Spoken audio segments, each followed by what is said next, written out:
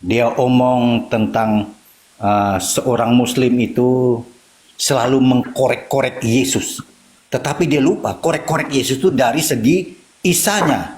Kalau kita arahkan ke Yesus, dia tidak mau. Karena apa? Karena dia bilang Yesus dengan Isa sama. Bilang saya itu beda jauh. Jadi tidak bisa kau ketemukan sejarah historisnya itu dengan Isa versi Yesus. Beda-beda jauh. Engkau jangan, saya bilang jangan dikonfrontasikan itu. Kalau mau omong Isa, Isa, Yesus, Yesus, dia tidak akan ketemu. Maka sering kau ejek-ejek kami kan. Wah, mulai dia bilang begini dan begono. Nah itu, pemahaman kamu kan hanya di situ saja. Di situ saja sampainya. Nah, itu yang pertama, Pak. Jadi kalau penajaman itu mesti dua sisi. Wah, itu baru mantap. Pedang itu kalau ditajamkan sebelah sisi lain kan dia kalau menghunus sesuatu itu kan dampaknya kan luar biasa itu. Ya kalau satu sisi mungkin ya biasa-biasa aja seperti akun saya nih. Tapi kalau dua sisi wah lebih dahsyat lagi. Itu yang pertama. Yang kedua itu Pater, saya kan sering mendengar doanya seorang Kristen itu. Dia letterlek dengan uh, tentang hal berdoa dalam Matius bab 5 ya, bab 5 6, bab 6. Bab ayat 6. 9 sampai dan seterusnya itu. Bab 6, bab 6. Bab 6. Bab 6 betul Pater. Maaf. Bab 6 itu kemudian kalau kita kan ada rumusan tersendiri. Sehingga kalau memulai katanya itu kata awal saja yang sama. Tapi kalau sudah masuk ke dikuduskanlah, mereka bilang Bapa kami yang di surga dimuliakan. Kalau kita dimuliakan, mereka langsung dikuduskan. Nah ini. Nah hal ini tolong Pater beri penjelasan katekisinya supaya paling tidak ya sesama katekis yang ada di dalam ini supaya bisa saling paham. Kalau enggak kami bertengkar terus sampai sepanjang segala abad. Amin. Terima kasih Tuhan Pater. Oke. Nabi Isa dan Yesus. Kita mau berbicara tentang pribadi yang sama dari sudut pandang yang berbeda. Ini jadi persoalan, Om.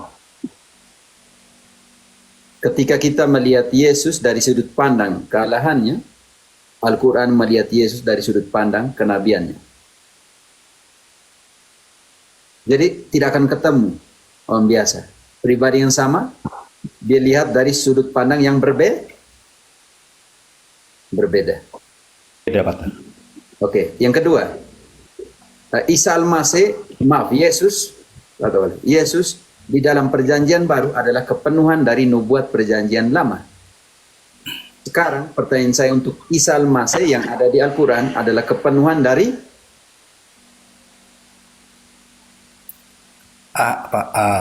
Al-Quran ya. Maksudnya Isa Al-Masih yang ada di Al-Quran adalah kepenuhan dari apa? Karena mereka tidak ada Al-Quran lama dan Al-Quran baru. Sedangkan Katolik, Kristen ada jelas perjanjian baru adalah kepenuhan dari perjanjian lama. Semua nubuat dalam perjanjian lama mengarahkan kepada kedatangan Yesus. Sedangkan di Al-Quran Isa hanya sebagai Nabi ke-24 sebelum Muhammad. Jadi ketika kita akan berbicara pribadi yang sama dari dua sudut pandang yang berbeda, tidak akan ketemu. Bisa mengerti ya Om biasa? Karena Muslim akan menggunakan Al-Quran walaupun kita bilang kitab suci omong seperti ini. Kristen akan menghilangkan kami pakai kitab suci walaupun Al-Quran mengatakan begini. Akan ketemu? Tidak Pater. Pasti tetap berseberangan. Berseberangan. Apapun pasti berseberangan. Dan bentrok. Mereka Isa adalah Nabi, bagi kita Yesus adalah Tuhan.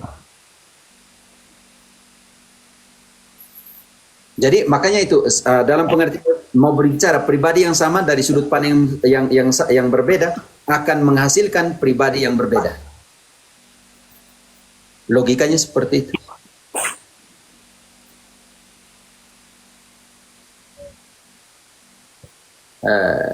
Om Bisa mengerti Om Biasa. Jadi dari segi sudut pandang itu.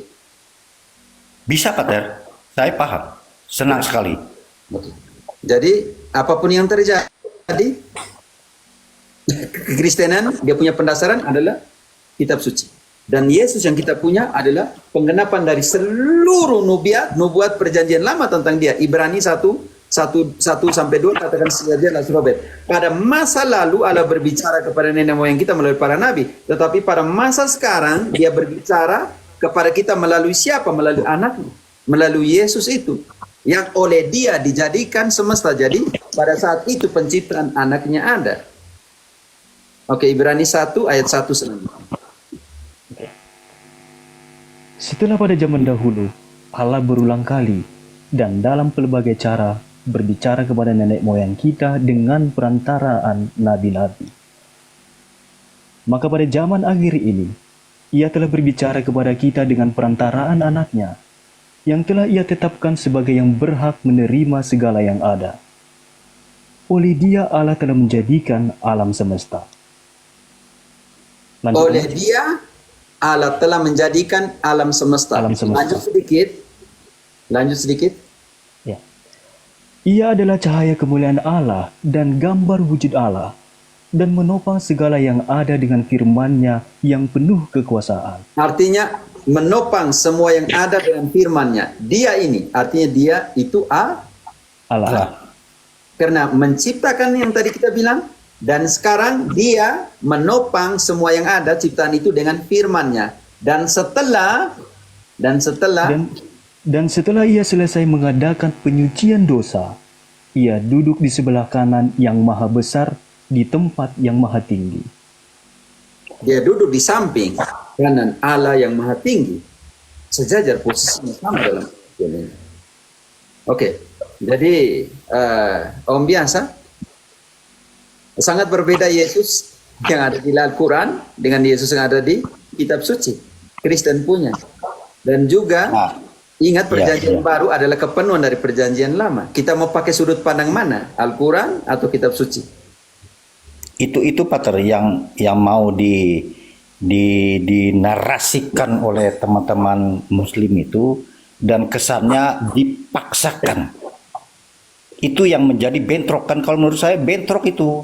Dan tidak ketemu, kau sampai nenek moyang Adam dan Hawa sampai Prabowo turun pun tetap bentrok. Saya omong seperti itu, dan mereka sepertinya tidak bisa terima juga, karena harus Ya, saya mengerti Om. Kalau minta sentuh sedikit aspek kemanusiaan saya bisa mengerti karena anak Miriam. Tetapi aspek kealahan tidak akan ketemu. betul, Pater.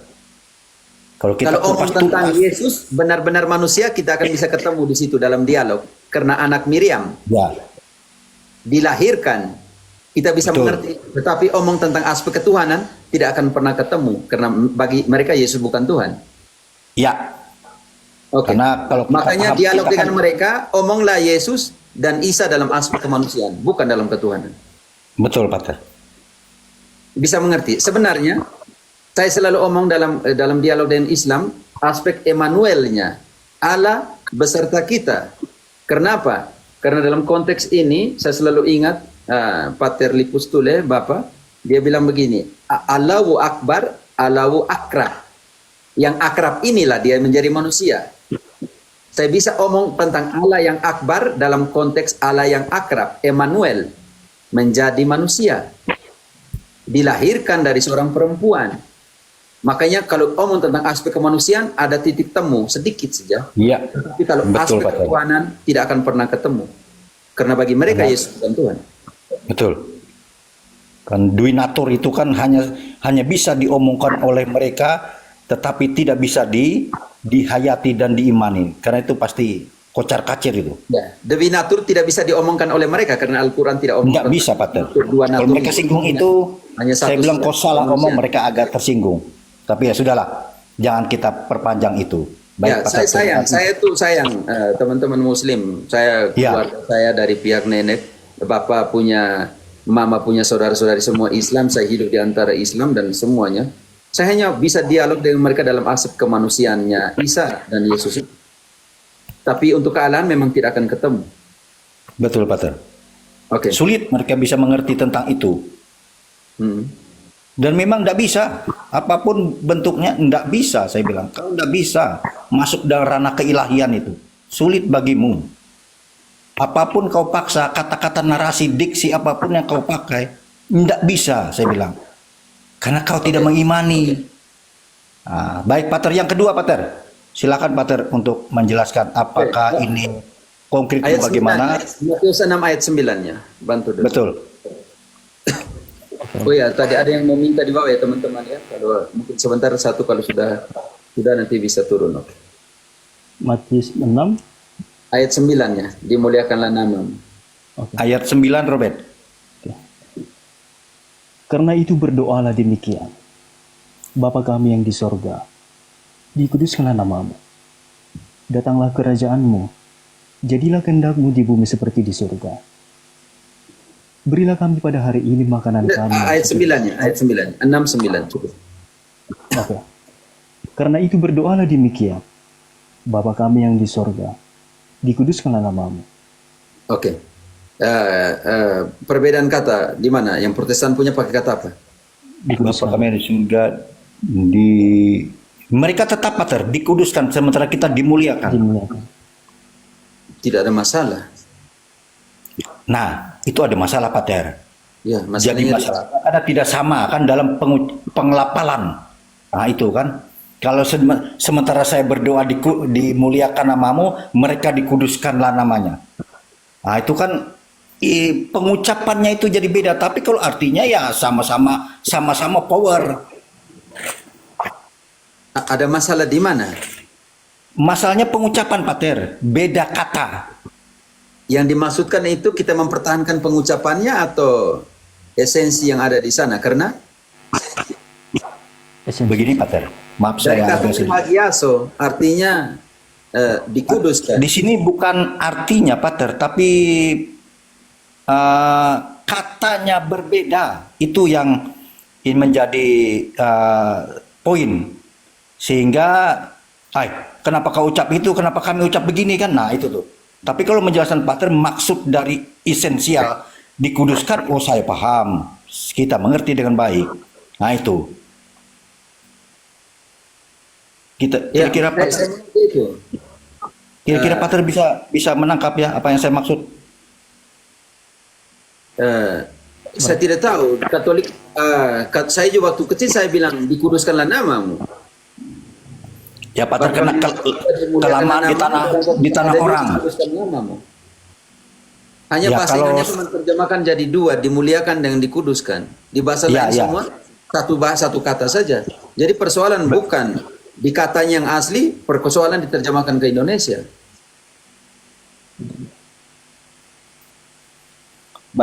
Saya bantu, Pak. Ya, Ini sama dengan kalimat berilah makanan kami yang secukupnya, Pak. Itu bahasa Inggris kan roti sebenarnya. roti. Danos nostro pan, roti. Panis, Itu bahasa Yunaninya juga roti, Pater. roti. Nah, masalahnya di Indonesia jadi makanan kami yang secukupnya. Nah, Karena kita gereja tidak makan Katolik roti di sana. Iya, gereja Katolik menggunakan kata rejeki. Nah, di sini sebenarnya persoalan mana yang paling tepat. Kalau seandainya kita pakai roti, juga salah itu. Yang pakai makanan secukupnya itu. Harusnya bukan makanan, tapi roti. Roti secukupnya. Tapi persoalannya manusia hanya butuh roti atau butuh pakaian, sandang, pangan, papan lah istilahnya begitu. Nah, ini mengenai persoalan bahasa yang tepat. Kata misalnya dimuliakanlah namamu, ya kan, dan menggunakan kata dikuduskanlah namamu. Nah, mungkin yang dimaksud tadi oleh saudara ini mana yang paling mendekati bahasa sebenarnya, Romo? Seperti yang saya sudah gunakan contoh rejeki dan juga makanan itu tadi. Nah, silakan, Yang Romo. lebih dekatnya itu sanctificados. Dikuduskanlah namamu. Bisa mengerti? Bisa saya, Pater, mengerti. Tetapi kita punya rumusan, dimuliakanlah namamu. Pater tidak terasa karena Pater di negeri orang. Tapi kalau Pater Karena, di Indonesia, Pak, kenapa biasa di bahasa Indonesia dimuliakan? kan beda. Santifikat itu juga dimuliakan, Pak, artinya. punya Ya. dua arti. Punya dua Hanya arti, bukan hanya yang Kristen, yang Kristen, yang dimuliakan. Kristen, abang, pakai tetap dikuduskanlah namamu. Sementara Itu kita yang dimuliakan menerjemahkan kan? Alkitab siapa, Pak? LAI kan? Kalau Alkitab, iya LAI. Ya. Imprimatur, kalau tidak Katolik yang Manu kan mereka tidak bisa terbit. Iya, menurut saya tidak ada persoalan, Bang, di situ karena ada dua pengertian di situ. Dari bahasa aslinya ada dua. Kata dimuliakan dan dikuduskan. Sebenarnya di bagian itu tidak ada persoalan. Yang ada persoalan tadi yang saya bawa. Makanan kami yang secukupnya dari kata bread, roti, itu kok bisa jadi makanan yang secukupnya? Itu sebenarnya yang menjadi persoalan. Apakah orang Protestan hanya butuh makanan? Kan nggak juga kan? Mereka butuh minum, ya kan? Di situ hanya makanan yang secukupnya, harusnya butuh minum juga, ya kan? Nah, kalau yang tadi abang persoalkan itu sama artinya. Hanya persoalan mana yang digunakan nih, gitu. Oke, sekarang kita buat pembanding. Robert, engkau ada Deuterokanonik? Apa Romo? Deuterokanonik. 2 Makabe 2 ayat 8 ada? Ada Romo. Saya dari situs Iman Katolik. Oke. Siapa yang ada TB2? Bantu dulu. Ya, engkau buat dua terjemahan. Oke Romo. Ada yang TB2 di sini, teman-teman? 2 Makabe? Saya ada tuh. Oke, yang ada. Oke, Igna, engkau siap? 2 Makabe 2 ayat 8, TB lama dan TB2. Robert, engkau pakai yang Iman Katolik. Oke, silakan. Oke. 2 Makabe 2 2 Makabe ayat 2 8. Ingat kata dikuduskan dengan dimuliakan. Oke. 2 Makabe 2. Ayat 8. 8. TB2 dulu. Oke.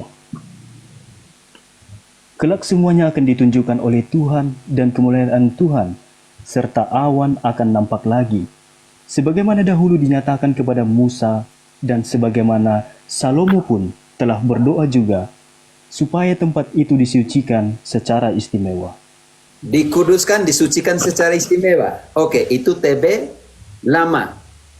Sekarang disucikan secara istimewa ini di dalam tentang tabut perjanjian baru ini Maria ini di dalam TB2 membahasakan seperti apa? Dikuduskan. Nah, ya kita baca TB2-nya. Pada waktu itulah Tuhan akan memperlihatkan kembali benda-benda itu. Kemuliaan Tuhan dan awan akan tampak lagi, seperti yang telah diperlihatkan kepada Musa, dan sebagaimana Salomo berdoa, agar tempat itu dikuduskan dengan penuh kemuliaan. Begitu.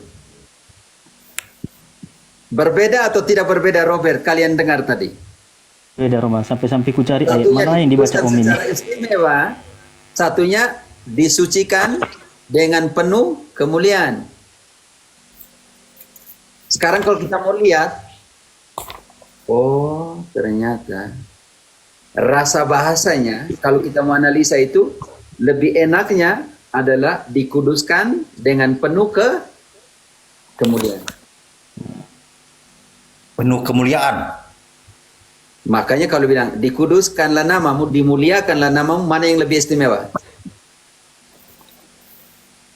Dikuduskan dengan penuh kemuliaan. Dimuliakan karena Tuhan sudah kudus, Romo. Iya. Kalau menggunakan bahasa Apa sederhana bukan mengkuduskan dia yang sudah kudus? bukan kita mau mengatakan mereka salah ya, kalau tepat bahasanya Ya. Bukan. Rasa iman. Tuhan itu sudah kudus. Maksud saya bukan itu, bukan kita Ya. menyalahkan orang. dah. Oke. Itu kan Tapi kalau kita gunakan yang lebih tepat, kalau dikuduskan agaknya masa kita menguduskan Tuhan? Udah kudus dia, tidak perlu dikuduskanlah namamu. Tapi dimuliakanlah namamu, ya harus setiap hari kita muliakan namanya. Itu ya kalau dari segi bahasa loh. Gitu. Kuduskanlah hari Tuhan, itu sangat berbeda dalam konsep. Saya pikir ketika terjemahan dengan doa, yang terjemahan dikuduskan, tetapi di doa dikatakan kemuliaan, Bapak Gereja Indonesia ketika menerjemahkan memuliakanlah namamu, punya pendasaran ini dulu. Kalau Maria punya dalam TB2 tadi, disucikan secara istimewa, TB1 dikudus secara istimewa, tetapi di TB2 hebat banget ya, disucikan dengan penuh kemuliaan.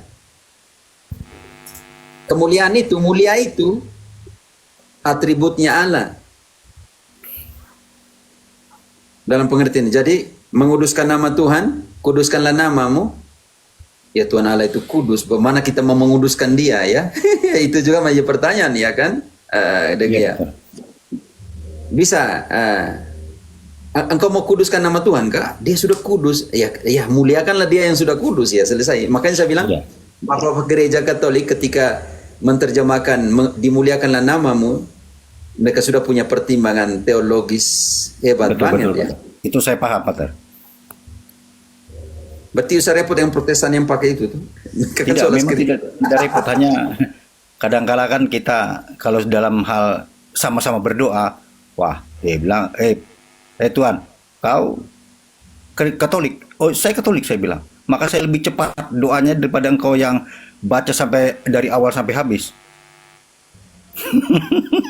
Tidak, maksudnya mereka mau kuduskan Tuhan Allah, bayangkan. Iya, Pater. Pada Tuhan Allah sudah kudus itu. Iya, muliakanlah dia yang sudah kudus. Kita ini butuh pengudusan hati. Ibrani 12 ayat 14. Kuduskanlah. Kuduskanlah. Karena siapa yang tidak kudus tidak bisa melihat Allah. Robert, bantu dulu sebelum ke Ignas. Ibrani 12:14. Berusahalah hidup damai dengan semua orang dan kejarlah kekudusan, sebab tanpa kekudusan tidak seorang pun akan melihat Tuhan. Sebab tanpa kekudusan Tidak akan melihat Tuhan, Romo. tidak melihat Tuhan. Matius 5 ayat 8. Berjuang untuk jadi kudus itu kita. Masa sih kita berjuang supaya Tuhan Allah kudus? Yang omong ini wakil kepala sekolah ya. DGA di atas. Jadi bahasa Indonesia sudah dianalisa. Sekarang kita lihat Matius 5 ayat 8. Siapa yang berjuang jadi kudus? Allah atau kita? Saya pernah sedikit. Kita kan ada lagu kudus-kudus ya Bapak Ibu ya teman-teman. Kalau kita misal kudus, kudus, kuduslah Tuhan Allah segala kuasa. Nah itu kan kemuliaan itu. Ya. Kita memuji kekudusannya karena dibuktikan dengan Ambil dari Allah segala Wahyu. kuasa, Kudus, kemuliaan. kudus. Dia yang kita sapa sana kudus, bukan kita membuat dia kudus, oke? Iya, kita sapa dia kudus. Kita membuat dia kudus. Hati-hati loh. Dari segi rasanya. Sedangkan kita yang berjuang untuk melihat Allah, tetapi tanpa kekudusan seorang tidak bisa melihat Allah. Ditekankan di Matius 5 ayat 8, Robert. Oke, Romo. Berbahagialah orang yang suci hatinya, karena mereka akan melihat Allah. Oke. Sudah. 2 Petrus 3 ayat 15. Untuk juga menafsirkan untuk juga membela iman. 1 Petrus 3 ayat 15. Oke. Supaya engkau bisa mempertanggungjawabkan iman, yang pertama engkau harus kuduskan Kristus dalam hatimu. 1 Petrus 3 Ayat 15. Oke. Tetapi kuduskanlah Kristus di dalam hatimu sebagai Tuhan. Dan siap sedialah pada segala waktu untuk memberi pertanggungjawab kepada tiap-tiap orang yang meminta pertanggungjawab dari kamu tentang pengharapan yang ada padamu. Tetapi haruslah dengan lembut dan hormat. Bayangkan Sambung, itu. Cukup 16. Selesaikan 16. Dia omong lagi tentang kekudusan hati. Ya. Tetapi haruslah dengan lemah lembut dan hormat, dan dengan hati nurani yang murni, supaya mereka yang memfitnah kamu karena hidupmu yang saleh dalam Kristus menjadi malu karena fitnahan mereka itu. Jadi kuduskanlah Kristus dalam hatimu. Engkau taruh Yesus. Bantu Yesus, engkau bantu saya supaya sebuah hati kudus, supaya saya bisa mempertanggungjawabkan iman, membela iman. Artinya kesalehan dalam pengertian ini. Jadi tidak bisa engkau bela iman tentang iman, pertanggungjawaban iman, tapi di luar pemabuk, tukang berkelahi, judi, susah. Nanti seperti itu. Ya, penting juga pertanyaan seperti ini supaya kita mengerti, oh ternyata lebih mulia yang pakai apa, lebih punya rasa keilahiannya seperti apa, itu juga harus kita lihat. Apa kita hanya terjemahan begitu langsung atau bagaimana? Oke, Om Biasa bisa mengerti dalam konteks itu? Bisa Tuan. Oke. Sekarang kita ke Ignas, baru ke Om Yudi pertanyaan kedua. Maaf ya Om Yudi, bisa bertahan sedikit, oke. Setelah itu ke Pater, Om Gigi. Pater, Yuk. mohon maaf, saya langsung turun Pater karena ada mau ke Meja makan. paroki dulu. Ke paroki dulu untuk persiapan besok pagi. Kalian jam begini. Mantap ya. Hai. Yuk. Kerja Yuk, untuk mantap. Tuhan Pater. Pertanyaannya Om Di Biasa. sana sudah jam berapa, Pak? Kita masih jam 00.43 ini di WIB. Pater, izin pamit ya. Yuk, di Kalimantan. Oke. Yo, yo. Yuk. Pastor, Om Biasa itu katekis senior saya. Jadi beliau itu masuk apa namanya panitia untuk lansia itu. Jadi mereka panitia termasuk teman-teman juga. Jadi mereka sangat sibuk memang. Oke. Mantap Om Biasa. Makan tadi dia Om tadi Biasa, bertahan. Om Ya, Biasa. bagus. Om Biasa. Pater, terima kasih Pater. Yuk, mantap. Yuk. Om Ignas, Om Yudi. Ya. Turunkan Pater, turunkan. Oh ya. Moderator sudah tidur semua di sini, biar saya turun. Iya. Ignas. Iya.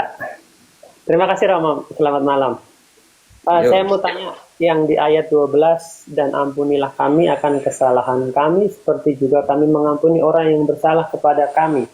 Kalau di dalam bahasa Inggris yang saya ambil dari Catholic Translation itu kan menggunakan our debt ya, Romo ya. And forgive utang us kami. our- Utang. and we also forgive our debtor. Ini kira-kira ada pengajaran khusus nggak bahwa memang Matius menggunakan debts ini? Apakah ada hubungan dengan sastra Ibrani bahwa kesalahan itu ada hutang piutang, atau memang cuman sama artinya dengan level kesalahan kami, tapi ini menggunakan terminologi yang aneh ini, hutang gitu Romo? Iya, ada bisa karena dia pakai opheleima atau utang. Karena kesalahan seseorang, contoh kita sandingkan ke Robert, engkau bantu dulu. Bisa pakai ulangan 6, tapi pakai keluaran saja. Lebih dulu. Keluaran 20, ayat 6, 7. Lanjut dulu. Keluaran 20 ayat 6 ayat 7 Romo. Nah, coba dibaca 6, saya juga lihat di sini. Karena ada hubungan dengan hutang ini. Hubungan dengan opheleima. Nanti saya omong bilang bagaimana. Tetapi aku menunjukkan kasih setia kepada beribu-ribu orang. Yaitu- Keluaran 20. Iya, keluaran itu Romo. Keluaran 20. Ayat berapa yang kau baca? Ayat 6 Romo. Ayat 5-nya. Seperti ayat ini. Oke ya. Hmm. Jangan sujud menyembah kepadanya atau beribadah kepadanya. Sebab aku Tuhan Allahmu adalah Allah yang cemburu, yang membalaskan kesalahan bapa kepada anak-anaknya, kepada keturunan yang ketiga dan keempat dari orang-orang yang membenci aku. Tetapi aku Sudah. Keturunan yang harus membayar utang. Kalau engkau contohnya, Ignas, engkau mencuri sapi 100 domba lah, pada saat itu 50 ekor kepada Om Robert, dan engkau jual dan engkau tidak bayar, keturunanmu akan membayar sampai selesai. Bisa mengerti? Ketiga Iya, sampai iya. keempat. Iya. Dalam hubungan itu dulu, oke? Itu Ya. yang pertama. Yang kedua, dalam pengertian ini sebenarnya masuk ke dalam ritus pendamaian. Engkau baca di dalam bahasa Indonesia, ampunilah Kesalahan kami seperti seperti kami mengampuni orang yang bersalah kepada kami. bagaimana orang Israel pergi dalam ritus pendamaian, pengampunan kesalahan. Dia harus bawa apa? Imamat. Nah, kita sentuh sini. Imamat 5 ayat 4. Kalau dia bersalah dan ada yang dia tidak tahu dia bersalah, dia harus bawa apa?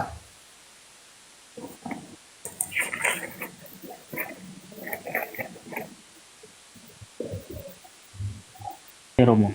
Ya, Imamat 5 ayat 4 mulai. Korban tebusan salah, benar sekali. Ya. Oke, lanjut. Di situsnya nggak ada Romo. Bentar saya ambil Alkitab Romo. Tidak ada imamat kah di situ? Imamat 5 ayat 4. Mulai Ayat dari empatnya enggak. Ayat empatnya enggak ada, Romo.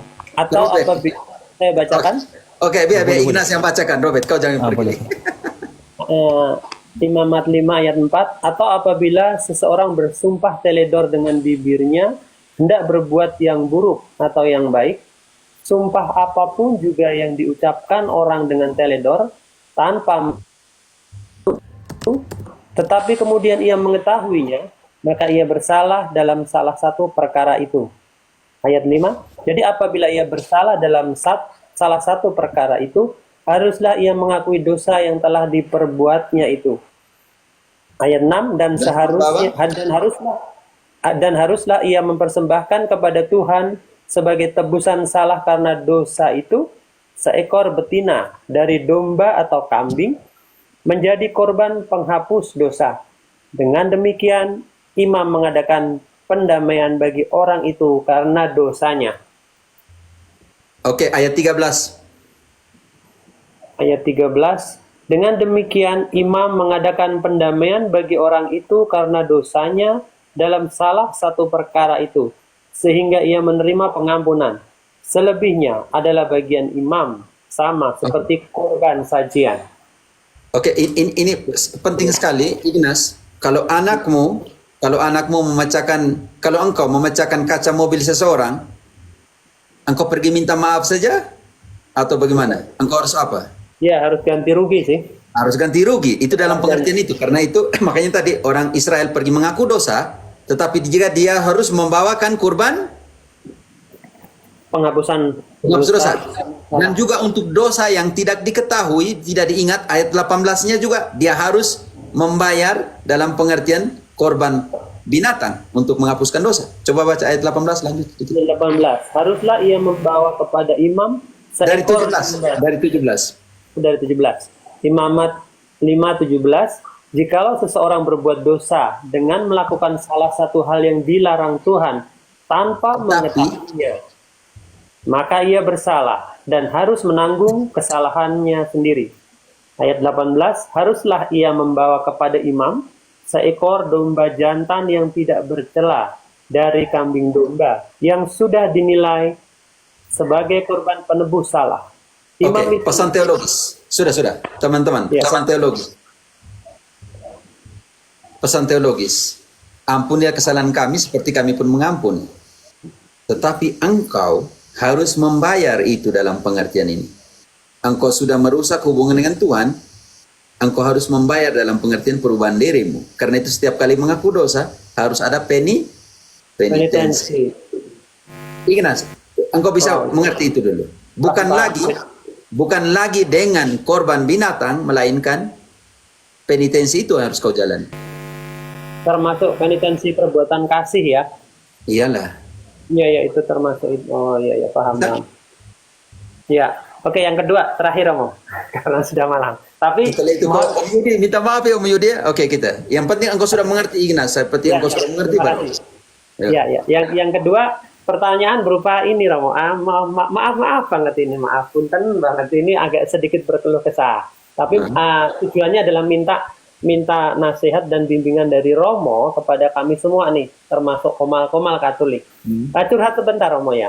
Romo, seminggu 2 minggu ini kan saya datang ke komal-komal Katolik. Tetapi yang saya rasakan Ignas, kalau ada persoalan SSPX dan semua jangan omong di sini ya. enggak, saya bukan itunya, cuman maksud saya Ada koridor yang kita harus selesaikan. Oke. maksud saya meminta nasihat Romo. Ketika kami dan komal-komal itu berselisih, kami ingin dengar nasihat Romo. Haruskah itu tetap diumbar saja atau memang disuruh pulang, misalkan ke gereja, misalkan kalau Romo membuat Zoom, mungkin ada Romo lain membuat Zoom di mana kami anak-anaknya itu berkumpul, disitulah kami beradu otot, saling ya seperti ini di ayat, supaya bersih tegangnya itu dalam ranah kami juga saling mengampuni, mengakui kesalahan. Nah, itu kami pulang ke gereja, dalam arti kami pulang ke salah satu room Romo di mana ada ayah kami Romo yang memimpin kami dalam adu argumentasi. Jadi bukan di room terus ya. Itu yang saya lihat kan semua kok serba di room. Itu kan memalukan gitu loh Romo. Jadi saya ingin nasihat bagaimana Nah, kami dinasehati. Itu Romo. Nasihatnya ada. Matius 18, 15 sampai 17. Engkau baca itu nasihat. Tegurlah empat mata, yang kedua bawalah saksi, yang ketiga bawalah ke gereja. Magisterium yang mengurus kalian. Engkau baca itu. Matius 18, 15 sampai 17. Matius 18, 15 sampai 17. 3 proses atau fase penyelesaian persoalan. Matius 18, 15 sampai 17. 15 sampai 17. Apabila saudaramu berbuat dosa, tegurlah dia di bawah empat mata. Jika ia mendengarkan nasihatmu, engkau telah mendapatkannya kembali. Jika ia tidak mendengarkan engkau, bawalah seorang atau dua orang lagi, supaya atas keterangan 2 atau 3 orang saksi, perkara itu tidak di.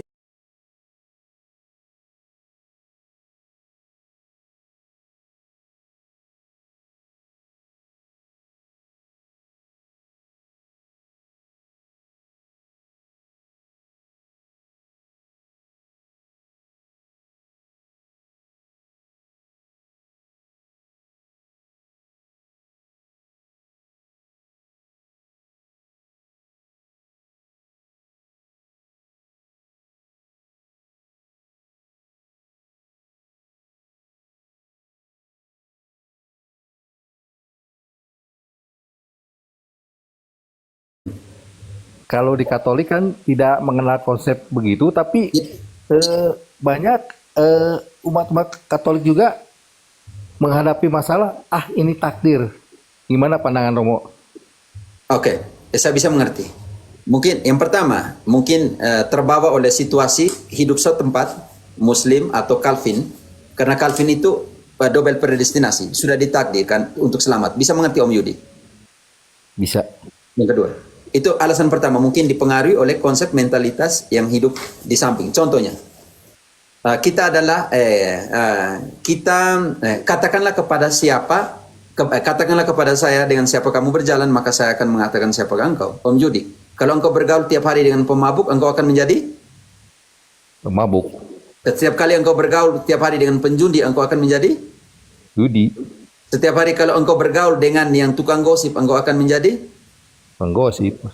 Ini yang kita bilang, katakanlah kepada siapa, kepada saya, dengan siapa kamu berjalan, dengan bergaul, maka identitasmu akan dibentuk oleh kelompok di mana kamu bergaul lebih banyak. Bisa mengerti Om Yudi? Bisa. Oke, itu konsep pertama. Mungkin lingkungan sekitar Calvin, predestinasi, double predestinasi, predestinasi baik, tapi double yang parah. Mungkin teman-teman dari Muslim, karena mereka agama takdir dalam pengertian ini. Oke. Itu yang pertama. Yang kedua, kekristenan sejati, kitab suci tidak omong tentang takdir. Engkau harus berjuang. Iya. Masuk melalui pintu yang sempit. Engkau harus berusaha dan berjuang. Robert, bantu dulu 1 Timotius 4 ayat 10. Engkau harus berusaha dan berjuang. 1 Timotius 4. Ayat 10. Oke. Itulah sebabnya kita berjerih payah dan berjuang, karena kita menaruh pengharapan kita kepada Allah yang hidup, Juru Selamat semua manusia, terutama mereka yang percaya. Berarti orang yang percaya ini harus berjuang dan berjuang dan berusaha atau tidak, Om Judi? Berjuang. Berjuang, Romo. Oke, Matius 7 ayat 13-14. Ayat 15, hati-hati dengan guru-guru, nabi-nabi palsu yang mengajarkan jalan yang lebar tetapi masuk ke kebinasaan. Oke, Romo. Matius 7 ayat 13-14. Berjuanglah untuk masuk melalui pintu yang kecil. Oke, Romo. Masuklah melalui pintu yang sesak itu, karena lebarlah pintu dan luaslah jalan yang menuju kepada kebinasaan, dan banyak orang yang masuk melaluinya. Karena sesaklah pintu dan sempitlah jalan yang menuju kepada kehidupan, dan sedikit orang yang mendapatinya. Om Robert, maaf, Om Yudi, banyak orang yang ditipui masuk melalui keselamatan itu. Aduh, enteng sekali. Hanya dengan percaya, hanya dengan mengaku dengan mulut dan percaya dengan hatimu, kamu sudah diselamatkan. Enak kan? Yang diajarkan siapa? Yang mengajarkan. Ayat 15-nya, siapa yang ngajar itu? Waspadalah terhadap nabi-nabi palsu yang datang kepadamu dengan menyamar seperti domba, tetapi sesungguhnya mereka adalah serigala yang buas. Oke, siapa yang bertahan akan diselamatkan? Matius 10 ayat 22. Matius 10 Ayat 22. dan kamu akan dibenci semua orang oleh karena namaku. Tetapi orang yang bertahan sampai pada kesudahannya akan selamat. Om Judi, bertahan. Makanya kita harus ikut teladannya Santo Paulus ketika dia tulis kepada Timotius. 2 Timotius 3 ayat 10. Ada 7 hal yang harus kita ikuti dari Paulus, termasuk kesabarannya. 2 Timotius 3 ayat 10. Ikut Paulus dengan ikut ini.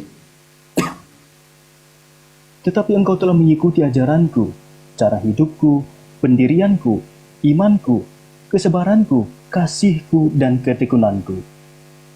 Harus Engkau tekun. telah- Oke. Sudah cukup satu ayat. Harus tekun, harus sabar, Om Judi. Tidak ada takdir di dalam kehidupan kita. Sampai penjahat yang di akhir hayatnya masih bisa bertobat dan Selamatkan. selamat. Atau di dalam Wahyu 3 ayat 19, yang kukasihi, kutegur dan kuhajar. Berikanlah hatimu dan bertobatlah. Aku ada di depan pintumu. Bantu dulu Robert. Wahyu 3, 19, 20.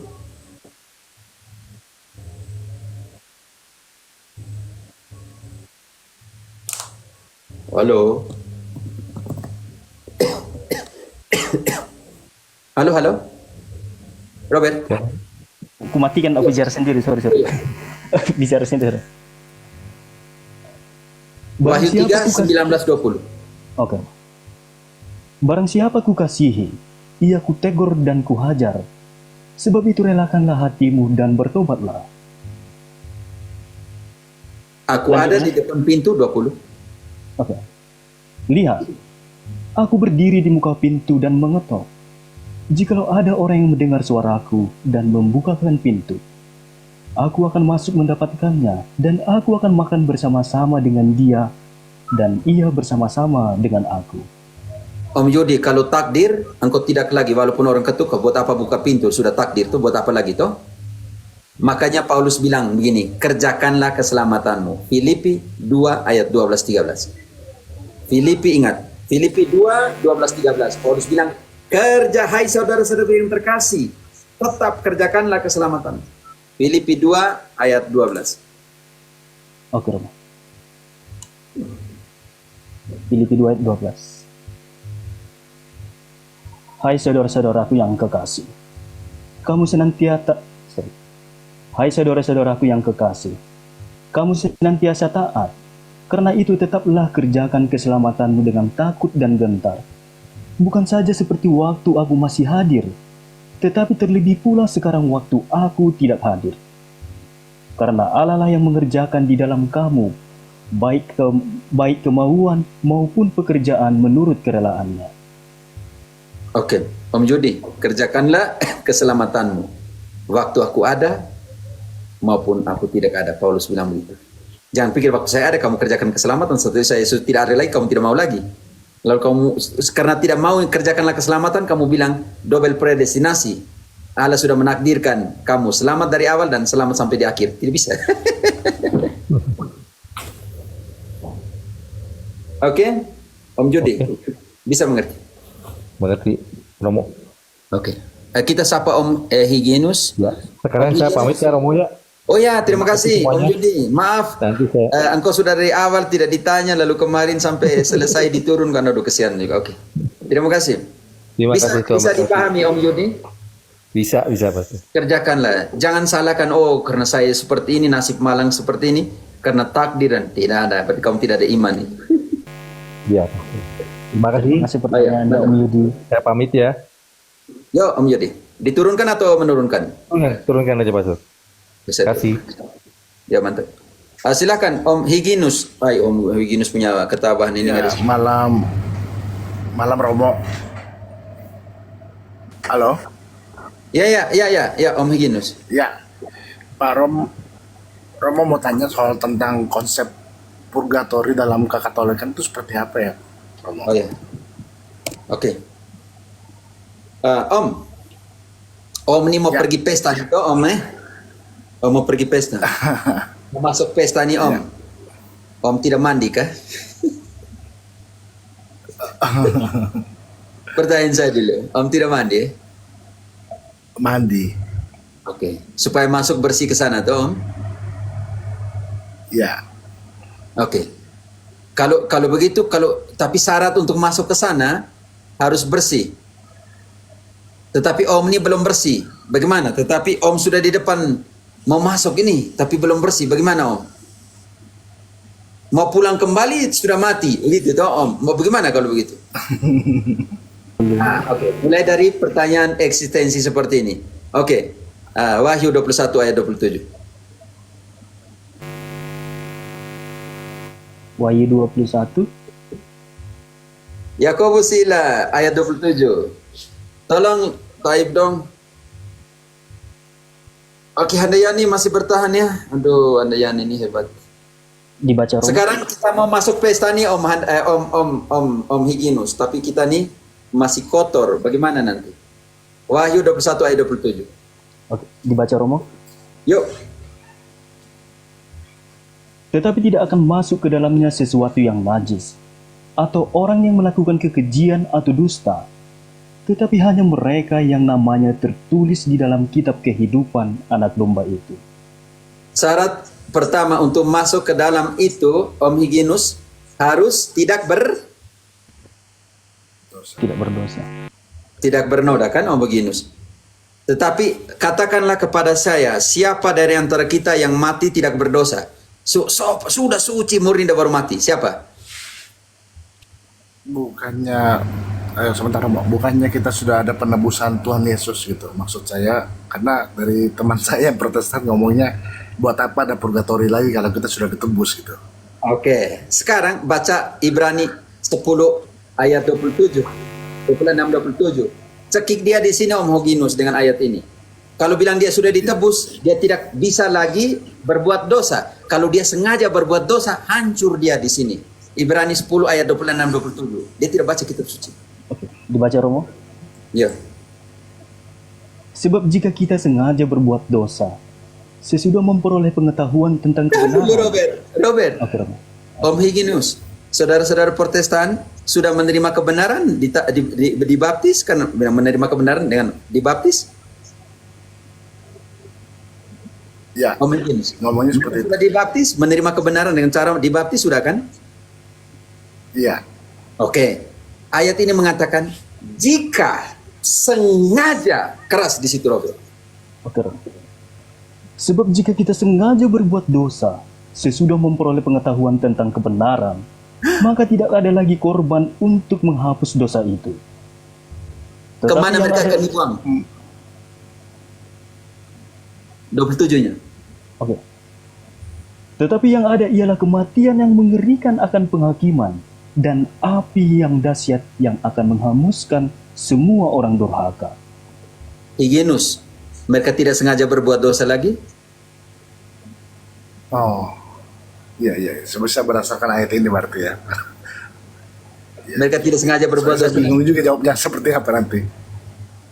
Mereka pasti akan bingung. Mereka tidak sengaja berbuat dosa lagi setelah jadi Protestan? Iya, Om bisa Higinus, jadi. jawab dulu. Mereka tidak lagi berbuat dosa dengan sengaja setelah jadi Kristen? Iya. Ayat mengatakan, jika kamu sengaja berbuat dosa setelah menerima kebenaran, maka tidak ada lagi korban penghapus dosa berikut, melainkan penantian akan penghakiman yang mengerikan. Tetapi terima kasih, Katolik masih ada sakramen pengampunan dosa. Hapusan dosa. 1 Yohanes 1 ayat 8. Jika kita mengatakan kita tidak berdosa, kita ini tukang tipu dan tidak ada kebenaran lagi pada kita. Kamu nih kesian, kayak Yesus sudah datang, sudah tebus kita, kamu berbuat dosa, kamu suruh dia datang dan disalibkan lagi. Bagaimana? 1 Yohanes 1 ayat 8. Oke, dibaca Romo. Yuk. Jika kita berkata bahwa kita tidak berdosa, maka kita menipu diri kita sendiri dan kebenaran tidak ada di dalam kita. Ayat 9-nya, apa yang harus kita buat? Jika kita mengaku dosa kita, maka Ia adalah setia dan adil, sehingga Ia akan mengampuni segala dosa kita dan menyucikan kita dari segala kejahatan.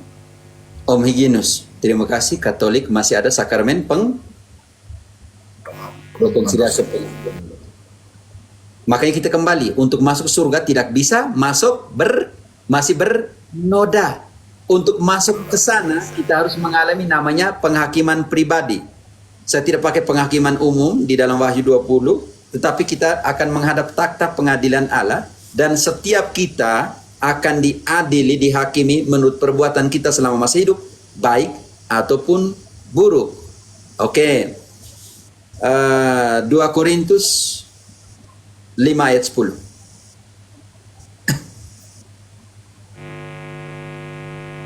Ya, Korintus 5 ayat 10 ya.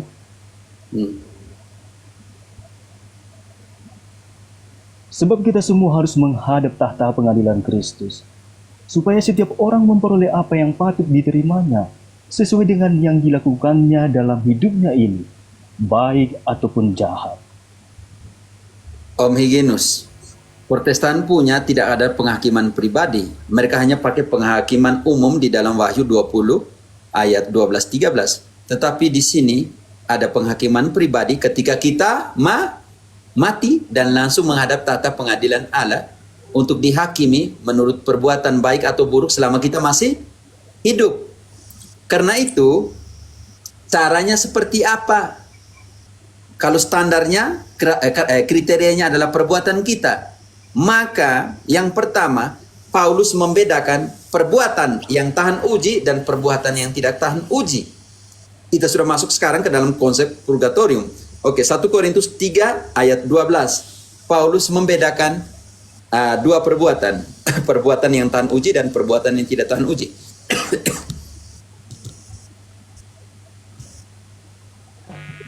Ayat 12-nya. 1 Korintus. Entahkah orang membangun di atas dasar ini dengan emas, perak, batu permata, kayu, rumput kering atau jerami? Sekali kelak pekerjaan Oke, masing-masing jangan dulu. Cukup 12 dulu. Cukup 12. Ini penting, saudara dan saudariku yang terkasih. Di situ Paulus membedakan dua perbuatan, yang tahan uji dan tidak tahan uji. Yang tahan uji, emas, perak, dan permata. Yang tidak tahan uji, kayu, rumput, dan kering, jerami. Oke. Perbuatan-perbuatan ini dalam dua kategori, yang bertahan dan tidak bertahan ini akan diuji. Ayat 13-nya. Sekali kelak pekerjaan masing-masing orang akan nampak.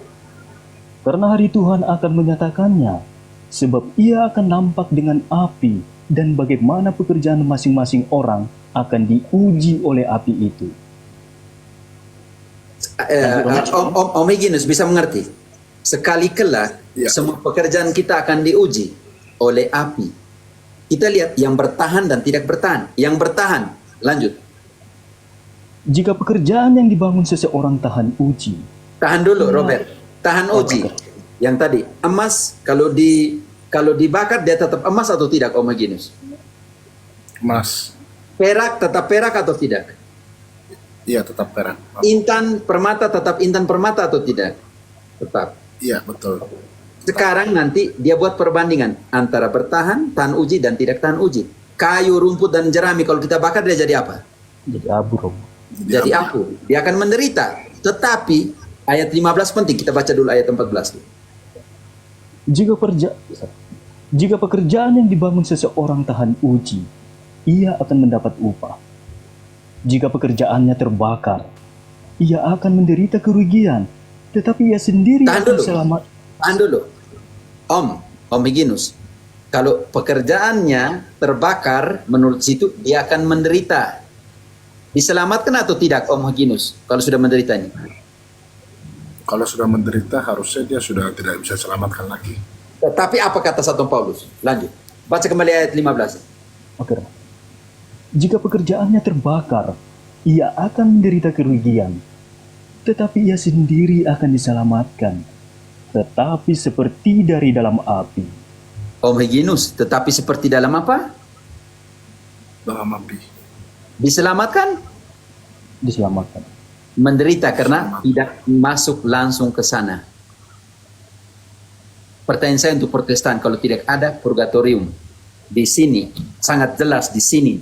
Jelas atau tidak di Santo Paulus punya surat ini, Om Hyginus? Iya, jelas. Sangat jelas. Saya baru baca nih. Iya.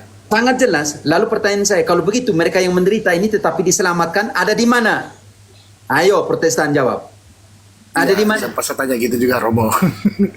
Ada di mana kalau begitu? Karena surat Paulus ini yang 1 Korintus itu punya pendasaran tipologinya ada di Perjanjian Lama. Maleaki 3 ayat 2. Tugasnya Tuhan Allah tuh waktu harinya Tuhan itu untuk apa?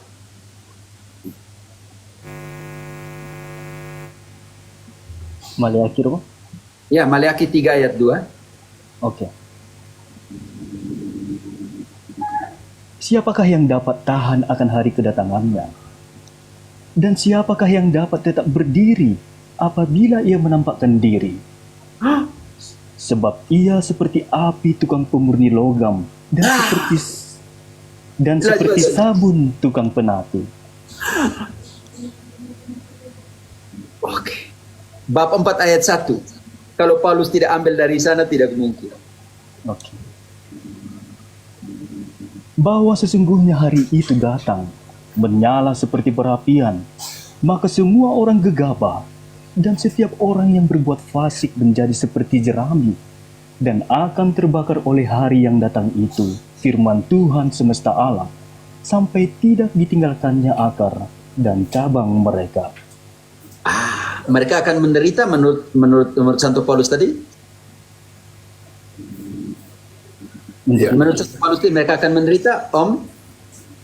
Iya, betul, menderita dia. Tetapi mereka akan diselamatkan, tetapi seolah-olah dari Perapian. Coba Protestan jawab dulu ini. Ayat ini mau ditafsirkan bagaimana? Ayo. Oke Om, kira-kira ayat seperti itu ya tentang api penyucian. Jadi kalau umpama dia sudah masuk dalam purgatori, apakah dia Tugas masih kita. bisa diselamatkan apa? Orang sudah yang masuk kekal di lewat situ? purgatori, orang yang masuk ke purgatorium sudah arahnya sudah langsung ke surga, sudah jaminan sudah surga, hanya tidak langsung masuk ke sana karena harus dipurifikasi. Caranya gimana Romo kalau ada secara Kenapa? teologi? 1 Yohanes 5 ayat 16, apa yang kita bisa bantu? Oke. 1 Yohanes 5 Ayat 16, 17. Kalau ada seorang melihat saudaranya berbuat dosa, yaitu dosa yang tidak mendatangkan maut, hendaklah ia berdoa kepada Allah, dan ia akan memberikan hidup kepadanya, yaitu mereka yang berbuat dosa yang tidak mendatangkan maut. Ada dosa yang mendatangkan maut, tentang itu tidak kukatakan bahwa ia harus berdoa. Semua kejahatan adalah dosa, tetapi ada dosa yang tidak mendatangkan maut. Om Hyginus, bagi Protestan semua dosa mendatangkan, Maut. tetapi di sini ada dosa yang tidak mendatangkan. Maut. Iya, iya. Tolong Protestan jelaskan ada dosa yang tidak mendatangkan maut. Dengan cara apa supaya Allah memberikan mereka hidup? Berdoa untuk mereka. Oh, I see. Karena itu mereka tidak ada Makabe, kesian. 2 Makabe 12 ayat 44-45. Apa yang kita bisa buat untuk mereka yang telah meninggal? 2 Makabe dibaca Romo. Iya, 2 Makabe 12 ayat 44-45 itu diambil oleh Santo Yohanes ketika dia menuliskan 1 Yohanes 5 ayat 16-17. Ada dosa yang tidak mendatangkan maut. Karena itu tugas kita berdoa supaya Allah memberikan mereka hidup. Ada dosa yang mendatangkan maut, neraka, buat apa lagi saya berdoa untuk mereka?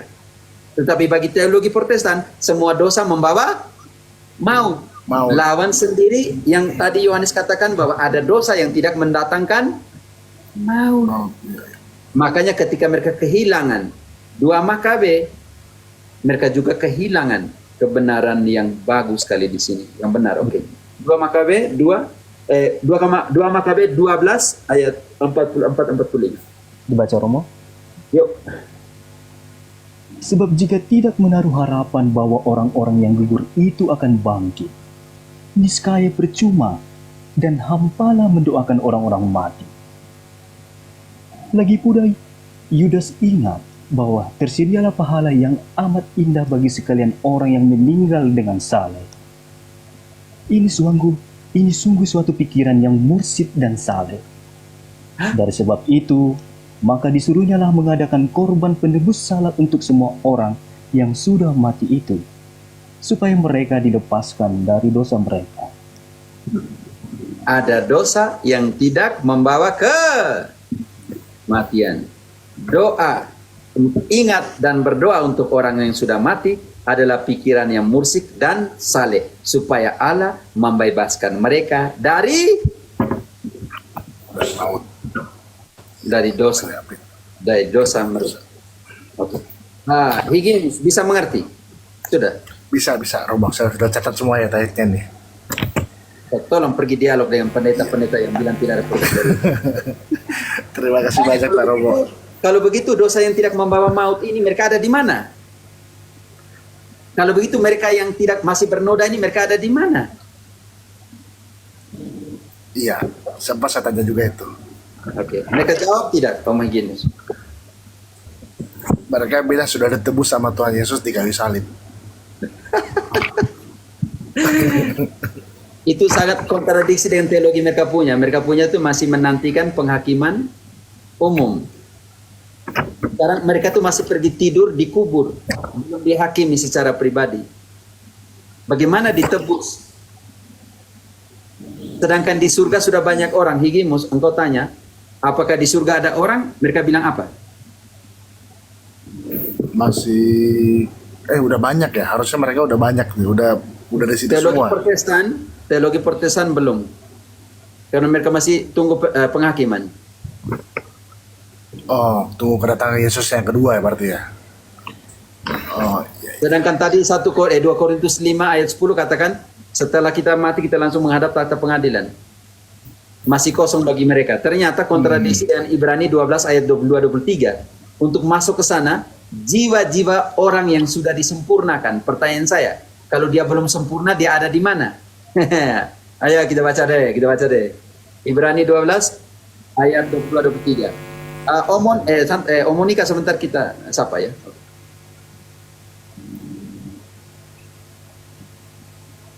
Ibrani 12 Ayat 22-23. Yakobus, mereka tuh siapa? Protestan kok santai satu. Saya tuh senang karena kitab suci yang sama, mereka tafsir suka-suka. Yang ini kita luruskan. dibaca Romo. Yo silakan. Siapa yang ada di surga? Tetapi kamu sudah datang ke Bukit Sion, ke kota Allah yang hidup, Yerusalem surgawi, dan kepada beribu-ribu malaikat, suatu kumpulan yang meriah, dan kepada jemaat anak-anak sulung yang namanya terdaftar di sorga, dan kepada Allah yang menghakimi semua orang, dan kepada roh-roh orang-orang benar yang telah menjadi sempurna, dan kepada Yesus, pengantara perjanjian baru, dan kepada darah pemercikan yang berbicara lebih kuat daripada darah Habel. Oke, Robert. Om Nigimus. Ya. Kalau surga ini masih Ya, bagaimana di sini kumpulan yang meriah tak terhitungkan, jiwa-jiwa orang-orang benar yang sudah disempurnakan. Konsentrasi, jiwa-jiwa orang benar yang sudah disempurnakan. Kalau yang belum disempurnakan ada di mana? Gentayangan kali. Iya, makanya itu harus dipertanyakan mereka. Kalau itu, ini kan bilang yang sudah disempurnakan. Kalau yang belum disempurnakan, semua kita mati tidak sempurna. Siapa yang bilang dia sempurna baru dia mati?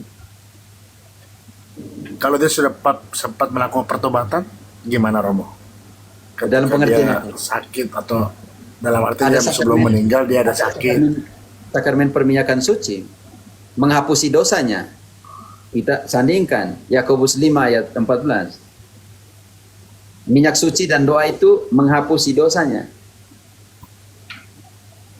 Apakah Mati langsung dan dia sampai ke tempat surga apa harus masih di purgatori?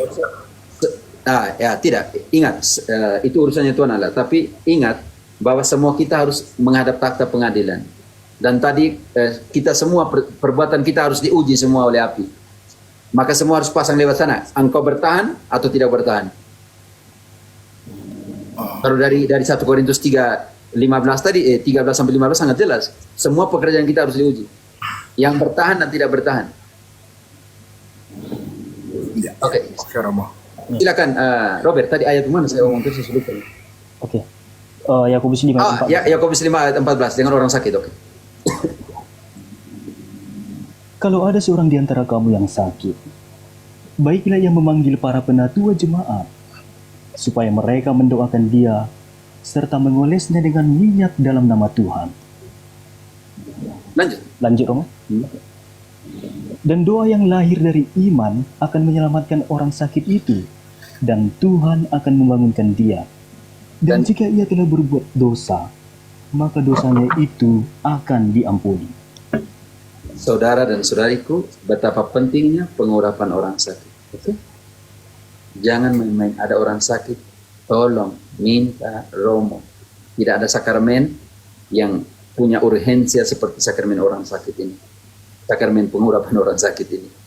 Karena itu Om Higenius, ayat 19-20 dipersiapkan Robert. Ketika mereka ada yang keliru di dalam hidup kita menemukan seorang Protestan dalam pengertian mereka punya doktrin yang keliru, tidak sesuai dengan kitab suci. Jangan lupa, kita bisa menyelamatkan jiwanya ketika kita mengoreksi dan mereka ikut itu. Ayat 19-20. Oke, saudara-saudaraku, jika ada di antara kamu yang menyimpang dari kebenaran, dan ada seorang yang membuat dia berbalik, ketahuilah bahwa barang siapa membuat orang berdosa berbalik dari jalannya yang sesat, ia akan menyelamatkan jiwa orang itu dari maut dan menutupi banyak dosa. Ingat itu Om Higenius. Kita tahu dia keliru dalam doktrin dan semua. Kalau kita diam saja, kita tidak menyelamatkan jiwa. Harus Om mengkoreksi. Dia mau, urusan dia. Kalau tidak, dia ikut kembali. Kalau dia mau, kembali ke jalan yang benar, menyelamatkan jiwanya dan menutupi berbagai dosa. Ingat, penyamun yang ada di samping salib Yesus, dia koreksi kepada penyamun yang sebelah. Engkau omong begitu. Kita ini dihukum karena kita patut mendapatkan hukuman ini. Kita ini penyamun. Tetapi orang ini tidak berdosa. Lalu dia katakan Yesus, Tuhan, ingatlah aku, jika engkau datang sebagai Raja. Dan Yesus bilang, hari ini juga engkau ada bersama dengan aku di Firdaus. Artinya saudara dan saudariku yang terkasih, dia berjuang untuk mengoreksi kawannya sebelah. Lalu bilang ini yang namanya perbuatan belas kasih rohani. Mengoreksi mereka yang ada di jalan yang tidak benar. Ya, terima kasih banyak Romo. Udah mulai banyak saya dapat ini. Sesuatu yang baru. Yang belum pernah saya dapat ini. Oh ya benar ya. Beginilah, oke teman. Saya sudah lapar juga, minta maaf ya. Ingat, oke, kalau mereka bawakan ayat, selalu anjurkan pendeta, saudara-saudaraku Protestan, ayat ini dasarnya di mana? Dia punya kaitannya ke ayat mana? Ini yang namanya skema analogi. Satu ayat dibangun oleh keseluruhan kitab suci dan seluruh keseluruhan kitab suci membangun ayat itu. Makanya untuk menggenapi, maka supaya genaplah, itu artinya ada korelasi satu sama lain. Jangan hanya satu ayat kau tutup itu. Menjadi kesimpulan. Ya. Oke teman-teman, yang ada di bawah, yang di atas, terima kasih. Ya, Saya harus izin turun Romo ya. Oh ya, silakan. Kita belum sapa Terima kasih ini. banyak ya Romo ya. Ya, Ibu Monica, aduh, minta maaf. Yo. Romo boleh ke Romo satu. Ya, engkau sudah 2 kali nih yang itu hari saya tutup, sekarang kau naik, saya tutup lagi, tidak enak. Oke, baik, saya Romo, saya ini tanya tentang Pertama Romo, apa sih pentingnya itu Deuterokanonika itu ada di Alkitab Katolik? Itu satu Romo. Yang kedua Romo, tentang Satu-satu dulu ya. yang satu itu kan gampang nanti Romo jawabkan sedikit aja toh. Yang nomor satu ini toh.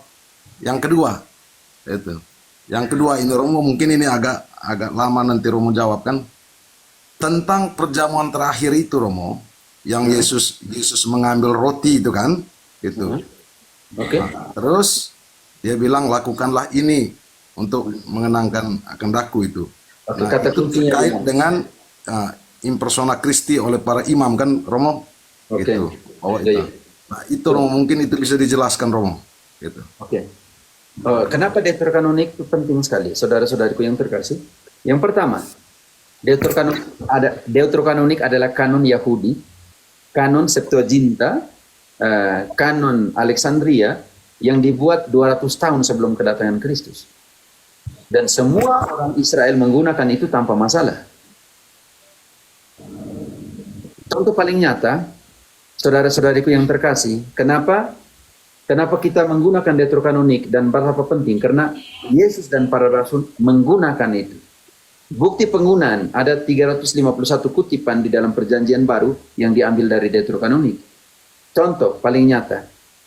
Di dalam Yesaya 7 ayat 14, bantu dulu Robert, contoh kecil.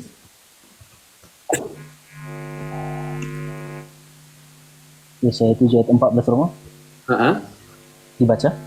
Yuk, silakan baca. Sebab itu Tuhan sendirilah yang akan memberikan kepadamu suatu pertanda. Sesungguhnya seorang perempuan muda mengandung dan akan melahirkan seorang anak laki-laki. Dan ia akan menamakan dia Immanuel. Oke, garis bawahi Alma, seorang anak laki-laki, bukan paternos. Tetapi Lukas dia tidak bilang anak darah. Lukas bilang perawan.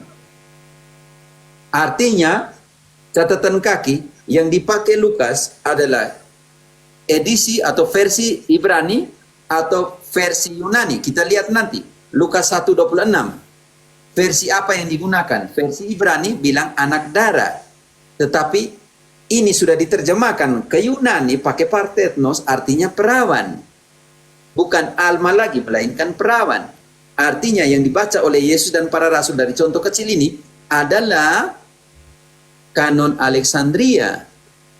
Dan kanon Alexandria punya dua. Protokanonik 39 kitab dan Deuterokanonik kanon kedua 7. Pembuktian paling nyata ketika Lukas 1:26. Dia tidak menggunakan anak darah, tetapi menggunakan apa? Oke, silakan. Oke, Romo.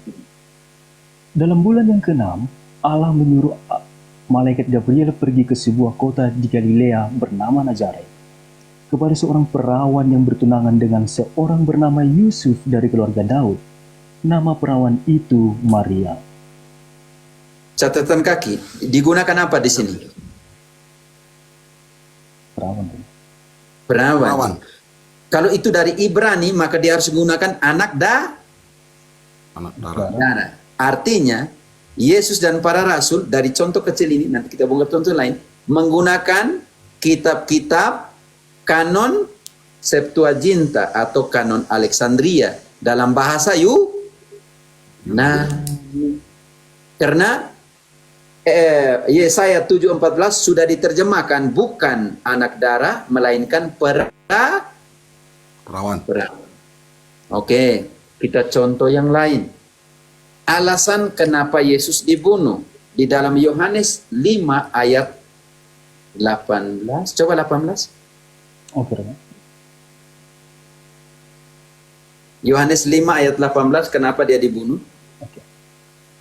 Sebab itu orang-orang Yahudi lebih berusaha lagi untuk membunuhnya, bukan saja karena ia meniadakan hari Sabat, tetapi juga karena ia mengatakan bahwa Allah adalah Bapanya sendiri, dan dengan demikian menyamakan dirinya dengan Allah. Di mana dikatakan Yesus adalah anak Allah, dan Yesus mengatakan dia adalah anak Allah, ada di Kebijaksanaan Salomon bab 2 mulai dari ayat 12 sampai 20 alasan kenapa Yesus dibunuh. Yang ada Deuterokanonik, tolong. Oh ya, ada ya? Ada. Kebijaksanaan Salomo bab 2 ayat 12 selanjutnya. Oke. Marilah kita menghadang orang yang baik, sebab bagi kita ia menjadi gangguan serta menentang pekerjaan kita. Pelanggaran-pelanggaran hukum. Lanjut kamu. Pelanggaran-pelanggaran hukum dituduhkannya kepada kita, dan kepada kita dipersalahkannya dosa-dosa terhadap pendidikan kita. Ia membanggakan mempunyai pengetahuan tentang Allah dan menyebut dirinya anak Tuhan. Lanjut. Bagi kita ia merupakan celaan atas anggapan kita. Hanya melihat dia saja sudah berat rasanya bagi kita. Sebab hidupnya sungguh berlainan dari kehidupan orang lain, dan lain dari lainlah langkah lakunya. Lanjut Romo? Ya lanjut, sampai 20. Oke. Kita dianggap olehnya sebagai orang yang tidak sejati, dan langkah laku kita dijauhinya seolah-olah najis adanya. Akhir hidup orang benar dipujinya bahagia, dan ia bermegah-megah bahwa Bapaknya ialah Allah. Coba kita lihat apakah perkataannya benar, dan ujilah apa yang terjadi pada waktu ia berpulang. Jika orang yang benar itu sungguh anak Allah, niscaya ia akan menolong dia serta melepaskannya dari tangan para lawannya.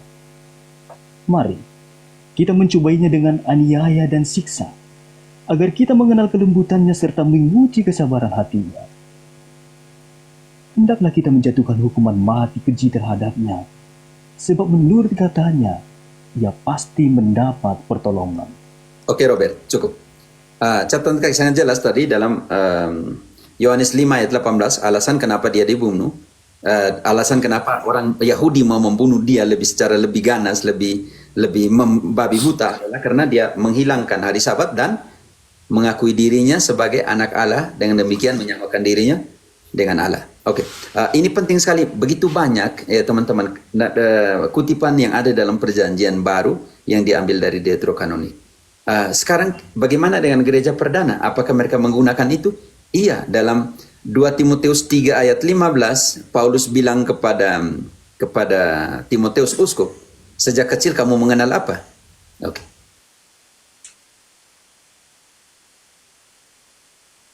Dua Timotius 3 ayat 15.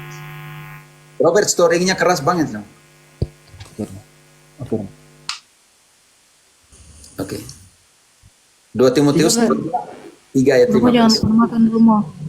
Yo. Ini 2 pertanyaan terakhir. 2 Timotius 3 ayat 15. Oke, Romo. Ingatlah juga bahwa dari kecil engkau sudah mengenal kitab suci yang dapat memberi hikmat kepadamu dan menuntun engkau kepada keselamatan oleh iman kepada Kristus Yesus. Oke. Sejak kapan dia mengenal kitab suci, Robert? Timotius? Kecil, Romo. Sejak kecil. Ingat, Timotius tinggal di Efesus, Antioquia. Dan bapaknya adalah orang Yunani, mamanya orang Ibrani. Sejak kecil, dia mengenal kitab suci. Artinya kitab suci yang hidup, yang dia karena hidup di Efesus, Antioquia, Turki, pada saat itu berbahasa Yunani. Jadi kitab suci yang dia kenal adalah kitab suci Yunani.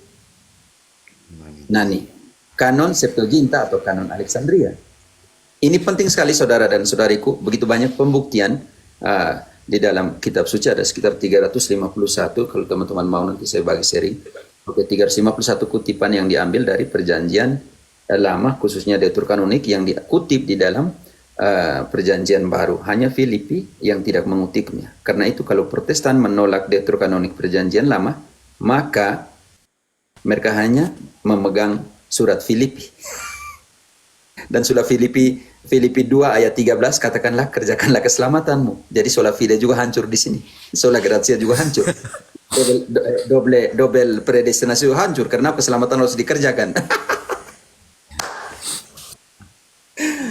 Oke, banyak sekali ya teman-teman. Ada sekitar 7, 8 sampai 10 alasan kenapa Protestantisme menolak Deuterokanonik. Langsung dijawab Contoh salah satu adalah ketidakteraturan historis antara Baruk, karena Baruk dan Esther mengatakan bahwa tentang ketidakselarasan historis. Contoh begitu. Ingat bahwa kitab suci bukanlah buku ilmiah, melainkan buku iman. Tidak ada keselarasan historis antara Baruk dan ini Yudit dan Baruk. Jadi pertanyaan saya juga, bagaimana dengan keselarasan historis, bukti historis yang selaras, keakuratan historis di dalam 1 Samuel 31, Saul itu bunuh diri. Tetapi di dalam 2 Samuel bab 1, Saul itu dibunuh. Kalau itu tidak selaras dua informasi ini. Robert, bagaimana yang benar? Apa yang benar? Dibunuh atau bunuh diri? Samuel dibunuh. Contoh. Pertanyaan nanti tidak usah karena terlalu panjang nanti. Pertanyaan saya, di dalam 1 Samuel 31 bab 31 bilang begini, Saul dibunuh, tetapi dibunuh. Oke. Di dalam 2 Samuel 1 Saul bunuh diri. Kalau begitu dua informasi berbeda atau tidak?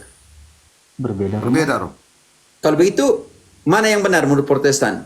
Dibunuh atau membunuh diri? Karena tidak ada keakuratan sejarah dalam mengatakan itu, maka Protestan juga harus menghilangkan 1 Samuel dan 2 Samuel. Bisa mengerti? Mengerti, Pak Teriak. Di situ hanya mau katakan Saul mati. Dia mau mati ke bunuh diri atau dibunuh, yang penting yang mau katakan adalah Saul mati. Sekarang Yudas di dalam versi Matius 27, Robert, contoh kecil, penolakan deuterokanonik. Engkau bilang pendek, tidak. Deuterokanonik itu panjang sekali dia punya alasan. Ini hanya ambil satu. Ayat mana, Robert? Jadi, ya, Matius 27 ayat 3 sampai 5 alasan kenapa Yudas mati dan dengan cara apa? Matius 27. Ayat 3. Mulai dari 3 sampai 5. Teman-teman tolong bantu tulis dong. Pada waktu Yudas yang menyerahkan dia melihat bahwa Yesus telah dijatuhi hukuman mati, menyesallah ia. Lalu ia mengembalikan uang yang 30 perak itu kepada imam-imam kepala dan tua-tua dan berkata, "Aku telah berdosa karena menyerahkan darah orang yang tak bersalah." Tetapi jawab mereka, "Apa urusan kami dengan itu? Itu urusanmu sendiri." Maka ia pun melemparkan uang perak itu ke dalam bait suci, lalu pergi dari situ dan menggantung diri. Oke, cara matinya Yudas di sini adalah gantung diri. Setelah dia gantung diri, uang yang dibuang kembali sana, ayat 6-nya mereka pakai untuk membeli tanah. Oke. Sekarang versi berbeda ketika kita buka Kisah Para Rasul 1 ayat dari coba 18. Berapa apa? Kisah 1 ayat 18. Oke. Tolong teman-teman catat dong di bawah type. Capek saya ini omong. Sorry. Yudas ini telah membeli sebidang tanah dengan upah kejahatannya. Lalu ia jatuh terlungkup dan perutnya terbelah sehingga semua isi perutnya tertumpah keluar. Oke. Di Matius bilang dia buang uang itu kembalikan kepada para imam. Nanti para imam yang membeli tanah. Dan dia pergi gantung diri. Tetapi versinya Lukas di dalam kisah bahwa dengan uang itu dia beli tanah dan dia jatuh perutnya pecah. Dua cara mati berbeda, yaitu satunya gantung diri, satunya gantung diri, satunya jatuh dan perutnya pecah. Dan uang itu dia pakai untuk beli tanah. Sedangkan versi Matius uang itu dikembalikan ke imam-imam Yahudi. Mau percaya yang mana? Catatan kaki. Ayo Protestan, jelaskan mau percaya yang mana? Ya, kenapa nggak dibuang sekalian juga Matius? Matius dan Kisah harus dibuang karena versinya berbeda. Sebenarnya mau katakan bahwa Yudas mati, mau cara seperti apa ya urusan.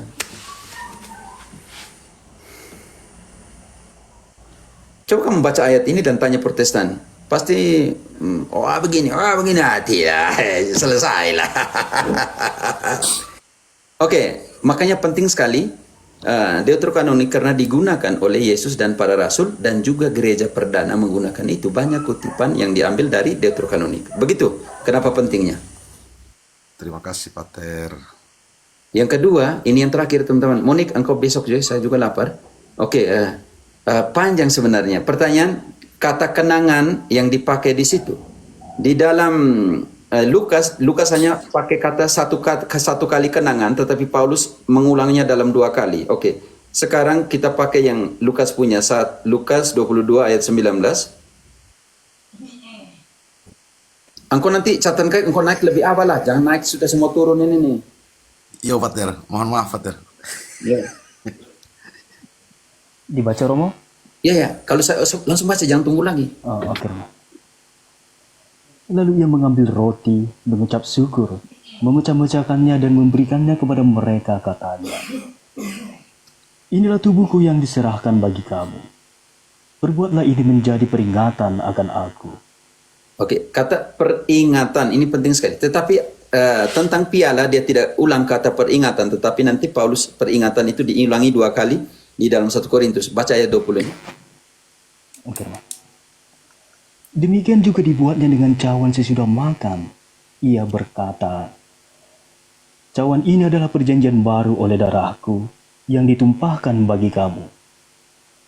Tetapi lihat, tangan orang yang menyerahkan aku ada bersama dengan aku. Sudah, cukup. Tidak, dia tidak mengulangi kata peringatan. Tetapi kita sandingkan ke 1 Korintus 11 ayat 24-25. 2 kali kata peringatan diulangi. Roti jadi tubuh dan darah dan anggur jadi darah, dua-duanya dia ulangi kata peringatan.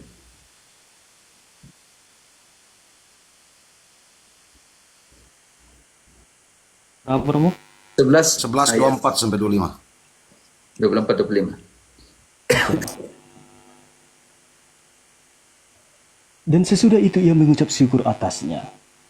Ia memecah-mecahkannya dan berkata, inilah tubuhku yang diserahkan bagi kamu. Perbuatlah ini menjadi peringatan akan aku. Peringatan 2, 25. Demikian juga ia mengambil cawan sesudah makan lalu berkata, cawan ini adalah perjanjian baru yang dimaterialkan oleh darahku. Perbuatlah ini setiap kali kamu meminumnya menjadi peringatan akan aku.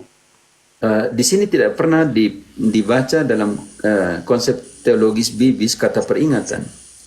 Bagi Protestantisme, mereka mengatakan peringatan ini adalah sekedar mengenang. Ternyata peringatan ini adalah kata kunci. Anamnesis di dalam Ibrani dan askara di dalam anamnesis dalam Yunani dan askara di dalam Ibrani. Kata peringatan ini, anamnesis atau askara ini sangat penting di dalam perayaan keselamatan, korban-korban keselamatan, bilangan 10-10. Garis bawahi kata peringatan, diingatkan. Oke, bilangan 10 ayat 10 ya.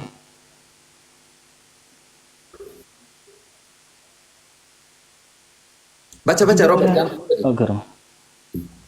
Juga pada hari-hari kamu bersukaria, pada perayaan-perayaanmu dan pada bulan-bulan barumu, haruslah kamu menafiri itu pada waktu mempersembahkan korban-korban bakaranmu dan korban-korban keselamatanmu.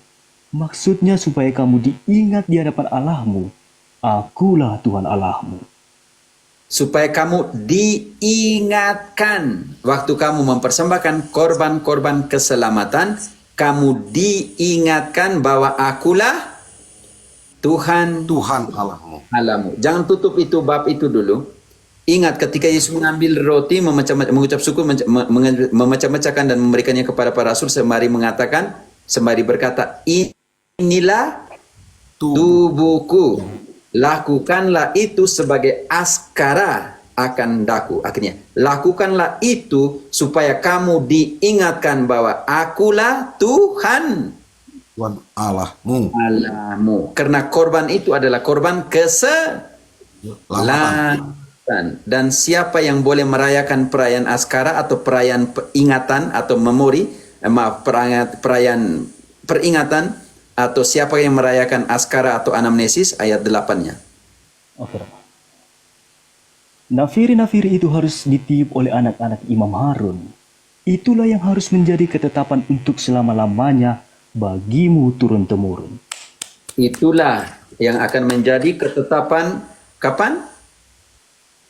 Untuk selama-lamanya.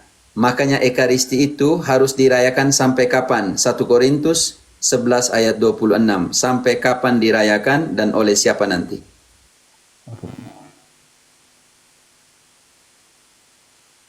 Seperti askara, sekarang 1 Korintus 11 ayat 26. Seperti askara dirayakan sampai selama-lamanya oleh imam, maka anamnesis ini harus dirayakan sampai kapan? 1 Korintus 11 26. Oke. Sebab setiap kali kamu makan roti ini dan minum cawan ini, kamu memberitakan kematian Tuhan sampai Ia datang. Sampai kapan catatan kaki? Sampai Ia datang. Lalu siapa yang merayakannya? Ibrani 7 ayat 11-12. Makanya kau bilang ini pendek-pendek tidak bisa ya? Nah, Ya, Rom. ini hanya saya kasih singkat saja nih. Siap, Rom. Ibrani 7. 7 ayat 11-12. Siapa yang harus merayakan askara itu? Oke. Karena itu, andai kata oleh imamat Lewi telah tercapai kesempurnaan, sebab karena imamat itu umat Israel telah menerima Taurat, apakah sebabnya masih perlu seorang lain ditetapkan menjadi imam besar menurut peraturan Melkisedek dan yang tentang dia tidak dikatakan menurut peraturan Harun? Sebab jikalau imamat berubah, dengan sendirinya akan berubah pula hukum Taurat itu. Oke. Ingat bahwa askara anamnesis dalam perjanjian lama dirayakan oleh imam ritus Harun. Maka sekarang anamnesis peringatan dalam perjanjian baru dirayakan oleh imam tapi dari ritus Lewi. perjanjian baru. Oh, tadi yang setelahnya tadi Romo ya. Melkisedek. Dari ritus Melkisedek. Dan itu dirayakan sampai kapan? Sampai Ia datang lagi. Dan engkau adalah imam menurut ritus Melkisedek sampai kapan? Baca ayat 21-nya Robert. Oke, Rama. Tetapi ia dengan sumpah diucapkan oleh dia yang berfirman kepadanya. Tuhan telah bersumpah dan ia tidak akan menyesal. Engkau adalah imam untuk selama-lamanya. Wow. Sampai kapan imam itu? Sampai selama-lamanya. Tetapi menurut ritus apa? Melkisedek. Ritus Melkisedek. Kenapa ritus Melkisedek, Robert? Catatan kaki? Nggak tahu, lupa sudah Romo. Saya lama sudah. Catatlah. Kejadian 14:18. Kenapa ritus Melkisedek? Ritus Harun, Levi mempersembahkan binatang di atas altar. Ritus Melkisedek mempersembahkan apa? Kejadian 14:18. Yang terakhir. Oke.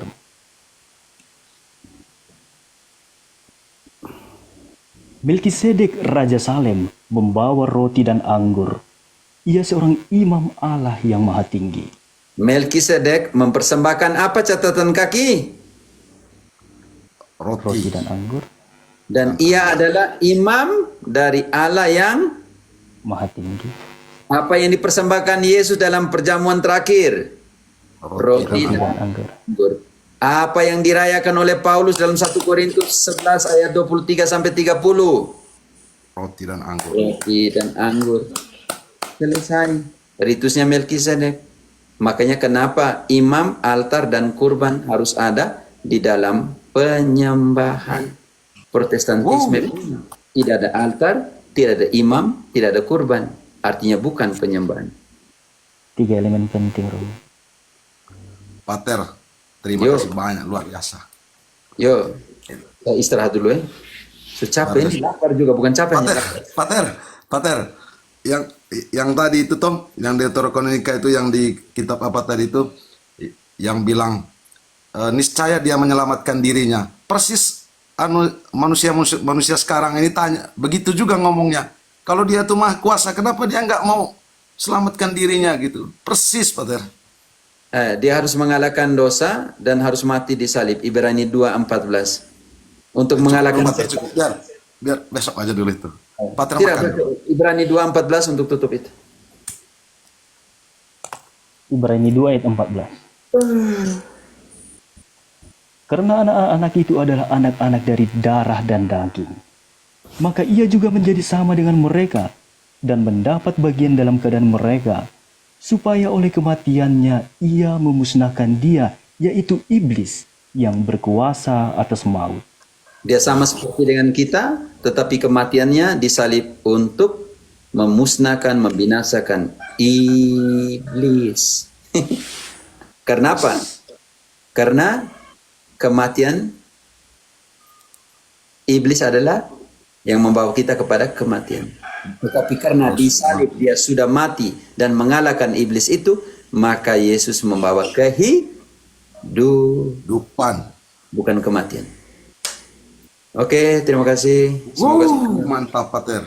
engkau datang jam terlambat lah. Engkau bocah sengsara jam-jam begini nih. Oke. Aduh, Pater, mohon maaf, Pater. Terima kasih Romo pencerahannya. Robert, terima kasih sudah baca, sudah bantu Katolik. Mohon berkat untuk kami. Katekis, Katolik keren. Monica minta Monica besok ya. Besok hari Minggu tidak bisa. Senin, Selasa mungkin. Oke. Sofia, Gedegea semuanya. Tuhan memberkati semua dalam nama Bapa dan Putra dan Roh Kudus. Amin. Amin. Terima kasih teman-teman terima kasih. semuanya. Protestan tidak pernah, saudara-saudara Protestan saya tidak pernah jadi musuh mereka. Hanya mau dengan kitab suci di tangan menjelaskan kebenaran yang sesungguhnya seperti apa, dari sudut pandang biblis teologisnya seperti apa, logika biblisnya seperti apa dari sebuah pertanyaan, pernyataan dan juga doktrin yang dimiliki. Oke, semuanya saya tutup ayo. Lapar juga saya. Terima kasih. Yo. Selamat makan siang.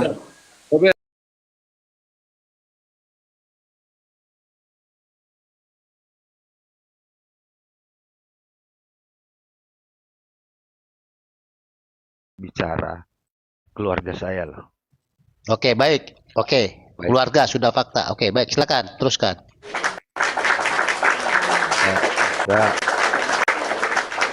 di depan rumah saya. Ya, baik. Ya, cuman masalah ya mungkin perselingkuhan ya. Itulah beda Katolik dan Protestan. Katolik pun wow. Ini ngomong-ngomong Protestannya kok lari kabur? Bentar dulu, bentar. Dua-duanya kok kabur ini? Aku nekat yang nyata juga. Nekat juga orang Protestan ini kabur. Tidak ada yang turun itu. Bang Ananias itu Tidak ada yang turun, nurunkan. kok. Iya. Saya mau buka, mau Tapi bagus, muter loh. Diskusi sama beliau itu bagus. Tapi beliau sepertinya sangat membenci ini. Apa tadi? Itu aliran apa itu satu itu? Oke, bentar dulu, Om Jota. Biar Om Luther dulu melanjutkan ya. Karena tadi saya lihat dua-duanya kabur, maka nggak tahan kita bongkar kesesatannya, kan begitu? Silakan Om Luther. Ya mungkin Roh Kudus yang turunkan mereka ya, karena sesat ya. Jadi ada gitu. Ini bukan bicara hoak-soak ya.